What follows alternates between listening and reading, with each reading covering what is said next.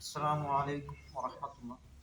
الحمد لله رب العالمين، والصلاة والسلام على أشرف المرسلين وعلى آله وصحبه وسلم. تقوى الإله مدار كل سعادة. അള്ളാഹുവിനെ സൂക്ഷിച്ച് ജീവിക്കുക എന്നുള്ളത് എല്ലാ വിജയത്തിൻ്റെയും അടിസ്ഥാനമാണ് എന്നാണ് മഹാനായ സൈനുദ്ദീൻ മഖ്ദൂം റളിയല്ലാഹു തആല അൻഹു പറഞ്ഞത്. അതുകൊണ്ട് നാം തഖ്വയോടുകൂടിയുള്ള ജീവിതം നാം നയിക്കുക.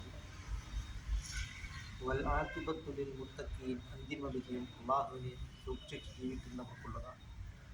ഇതുകൊണ്ട് നാം എല്ലാ കാര്യങ്ങളും അള്ളാഹു തആല കാണുന്നുണ്ട് എന്നുള്ള വിശ്വാസത്തോടു കൂടി നാം ജീവിക്കും.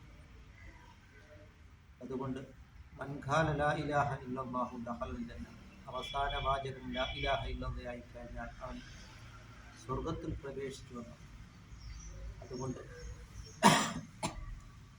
സയ്യിദുനാ റസൂൽ കരീം സ്വല്ലല്ലാഹു അലൈഹി വസല്ലം തങ്ങൾ പറയുകയുണ്ടായി, എല്ലാവരും സ്വർഗത്തിലാണ് ഇല്ലാ മൻ അബ, അതായത് സ്വർഗം വേണ്ടെന്ന് വെച്ചവർ ഒഴികെ.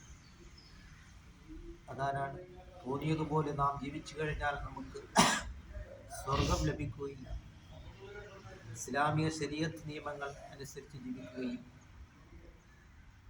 ഹറാമായ പ്രവർത്തനങ്ങളിൽ നിന്ന് നാം വിട്ടുനിൽക്കുകയും ചെയ്തെങ്കിൽ മാത്രമേ നമുക്ക് സ്വർഗം ലഭിക്കുകയുള്ളൂ. അങ്ങനെ മൻ അതാഅനി ദഖലൽ ജന്ന, എന്നെ അനുസരിച്ചവൻ അവൻ സ്വർഗത്തിൽ പ്രവേശിച്ചു. അതുകൊണ്ട് നാം ഇത്തഖുല്ലാഹ്, അല്ലാഹുവിനെ നാം തഖ്വ ചെയ്ത് നാം ജീവിക്കുവാൻ, അങ്ങനെ ഇലല്ലാഹ്, അല്ലാഹുവിലേക്ക് നാം മടങ്ങുകയും ചെയ്യും.